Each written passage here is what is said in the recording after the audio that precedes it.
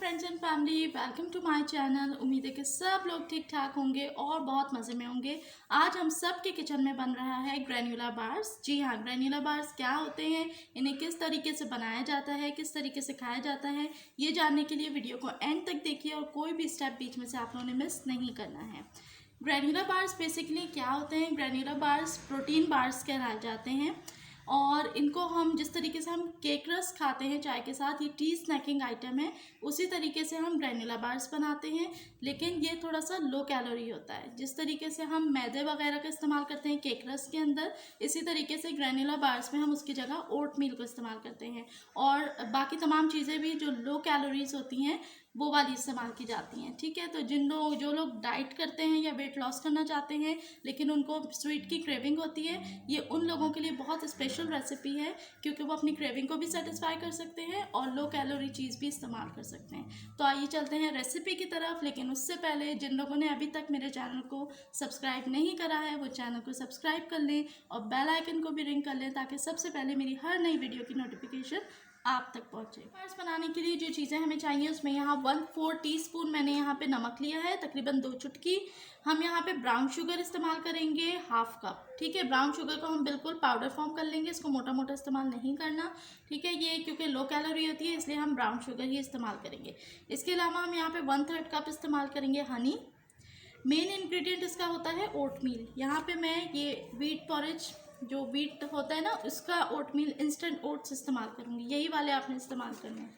ठीक, ये कुछ इस तरीके का दिखता है। ये मैं लूँगी यहाँ पे 3 कप्स, 3 से 3.5 कप हमने ये इस्तेमाल करने हैं। हाफ कप यहाँ पे मैं लूँगी olive oil, again low calorie की वजह से।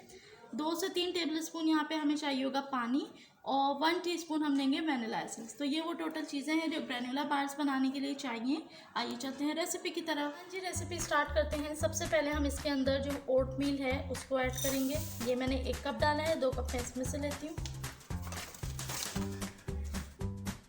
3 कप यहाँ पे मैंने ओट्स ले लिए हैं। अब मैं इसके अंदर जो है 1/4 स्पून सॉल्ट शामिल करूँगी। ये सिर्फ इसके ये 2 ही ड्राई इंग्रेडिएंट्स हैं, इसलिए इसको शामिल करने के बाद इसे अच्छी तरीके से मैं मिक्स कर लूँगी। हाँ जी, सॉल्ट इसमें अच्छी तरीके से मिक्स हो गया है। अब हमने क्या करना है, जो ब्राउन शुगर यहाँ पे लिए हाफ कप, इसको इसके अंदर ऐड करेंगे और इसको हम डालेंगे। उसके बाद यहाँ हनी लेंगे हम 1/3 कप, इसको ऐड करेंगे।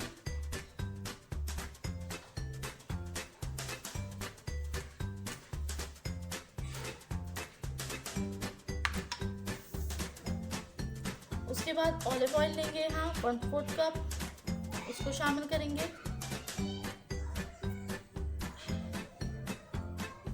2 से 3 टेबल स्पून यहाँ लेंगे पानी, इसको ऐड कर देंगे और 1 टीस्पून मेरे पास यहाँ पे वैनिला एसेंस है, उसको शामिल करेंगे। अब इन तमाम इंग्रेडिएंट्स को अच्छी तरीके से मिक्स कर लेंगे।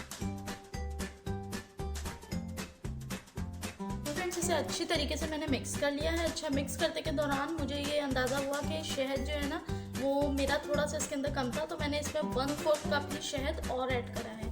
अगर आप लोगों को भी ये देखें, अब ये तैयार होने के बाद ना ये इसका मिक्सचर की कंसिस्टेंसी होनी चाहिए और इतना भीगा भीगा सा ये मिक्सचर होना चाहिए। इस लेवल पे है तो बिल्कुल एक्यूरेट है। अगर इससे ड्राई है आपका तो आप भी हनी और ऐड कर लीजिएगा। ठीक है, मैंने इसके अंदर 1/4 कप और ऐड करा है, बताई हुई क्वांटिटी से ज़्यादा। ठीक, अब हमने इसे अच्छी तरीके से मिक्स कर लिया है। अब हम इसको बेक करेंगे।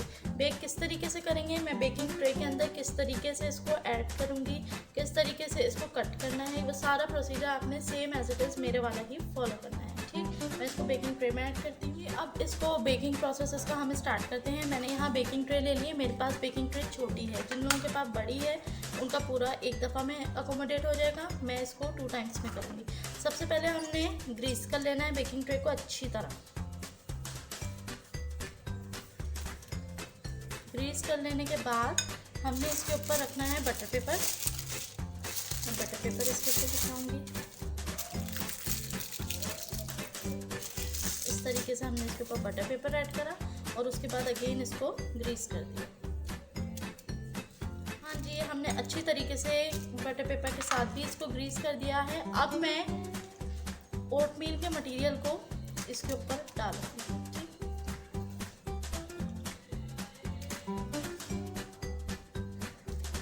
अच्छी तरह फैला के इसके ऊपर हम ऐड कर देंगे। जितनी भी थिकनेस है आपकी बेकिंग ट्रे की उस हिसाब से।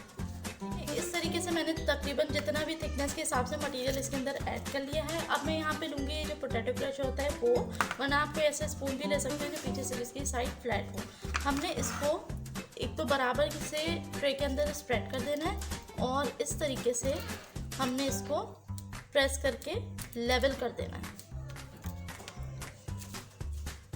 इसमें इस तरीके से लेवल करने के बाद जो जगह खाली है उसमें भी हम मटेरियल फिल करेंगे और अगेन इसको लेवल करेंगे। हाँ जी फ्रेंड्स, इसको अच्छी तरीके से मैंने लेवल कर दिया है, ठीक, और इसके अंदर जमा के अच्छे तरीके से सेट कर दिया है। अब हमने क्या करना है, मैंने यहाँ पे 3 किस्म की टॉपिंग्स ली हैं और मैं बता देती हूँ आप कितनी तरीके की टॉपिंग्स इसमें इस्तेमाल कर सकते हैं। मेरे पास यहाँ थोड़ी सी चॉकलेट चिप्स थी, मैं वो इस्तेमाल करूँगी। दूसरी टॉपिंग मेरे पास यहाँ गार्निशिंग बंटीज थी, उसको इस्तेमाल करूँगी। तीसरी टॉपिंग में यहाँ पे थोड़ी सी पीनट्स इस्तेमाल करूँगी। इसके अलावा आप इसके ऊपर बादाम, पिस्ते, सिनेमन पाउडर, जो मर्ज़ी टॉपिंग इसके ऊपर इस्तेमाल कर सकते हैं। काजू रख सकते हैं, कोई और ड्राई फ्रूट रख सकते हैं, कोई भी चीज़ की टॉपिंग इसके ऊपर आराम से आप कर सकते हैं अपने फ्लेवर और टेस्ट के हिसाब से। अब मैंने क्या करना है, इसको मैं 4 सीरीज़ में कट कर लूँगी। ठीक, सिर्फ मैंने इसको कट करके एक इम्प्रेशन डालना है इसके ऊपर, ताकि जब हम इसको बाद में निकालें तो हमें प्रॉब्लम ना हो, या आराम से बाहर आए।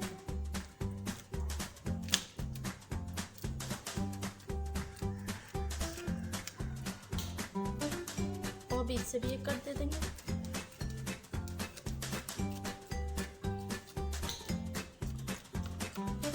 इस तरीके से मैंने इसको कर दिया। अब मैं इसके ऊपर डेकोरेशन करती हूँ। हम चॉकलेट चिप्स की टॉपिंग डालेंगे फर्स्ट सेक्शन में।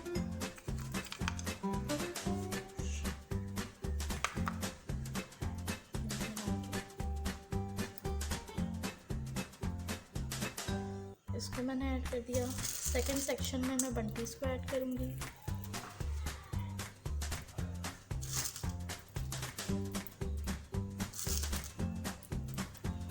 थर्ड सेक्शन में मैं पीनट्स को ऐड करूँगी।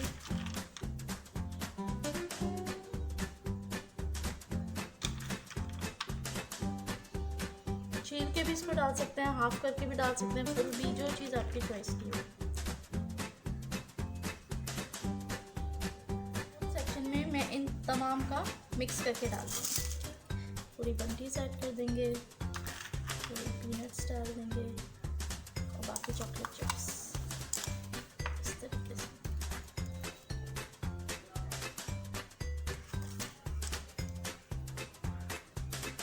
तमाम किस्म की टॉपिंग्स मैंने इसके ऊपर ऐड कर दी हैं और अब एक दफ़ा और मैं इसको हल्का हल्का से पंच करूँगी ताकि तमाम टॉपिंग्स इसके ऊपर अच्छी तरीके से फिक्स हो जाए। हाँ जी, ये हमने अच्छी तरीके से इसके ऊपर सेट कर लिया है। मैं करीब से भी दिखा दूँ, ये देखिए हमने इसको बहुत अच्छे तरीके से सेट कर लिया है। अब बारी आती है इसको बेक करने की। मैं इसको करूँगी स्टोन ओवन में बेक, ठीक है। स्टोन ओवन में ये बेक होगा 25 से 30 मिनट्स के, ठीक है, लो टू मीडियम फ्लेम के ऊपर। जो लोग ओवन में इसको बेक करें वो 235 डिग्रीज पे इसको 25 मिनट्स के लिए बेक करेंगे और 20 मिनट्स पे इसको चेक करेंगे। ये गोल्डन ब्राउन से केक रस की तरह बेक होते हैं, ठीक है। तो जब ये इस तरीके की शेड में आ जाएंगे इट मीन्स ये बेक हो गए। अब मैं इसको ओवन में रखती हूँ। हाँ जी, अब ये देखें 15 मिनट हुए हैं। 15 मिनट पे मैंने इसे चेक करा है। अब ये बेक हो रहा है, कम्प्लीटली बेक नहीं हुआ क्योंकि कलर इसका भी थोड़ा सा डार्क ब्राउन नहीं हुआ। मैं इसे 10 मिनट्स बाद दोबारा चेक करूँगा। फ्रेंड्स माशाल्लाह ये बेक हो चुका है। कितना कलरफुल, कितना अट्रैक्टिव ये बेक हुआ है। बहुत ही मज़ेदार खुशबू आ रही है। वनीला एसेंस इसके अंदर डलता है, हनी के साथ मिक्स होकर बहुत मज़ेदार खुशबू आ रही है और बहुत ही मज़ेदार टेस्ट में होगी। अब हम इसे चाय के साथ सर्व करेंगे। जी फ्रेंड्स, यहाँ हमारे ग्रेनुला बार्स बेक हो गए थे। मैंने इसको पीसेस में कट कर लिया है और निकाल लिया है। बहुत मज़ेदार बने हैं ये देखिए। मज़ीद सेंटर से हम इसको कट कर लेंगे और इस तरीके से ये इनकी सॉफ्टनेस है।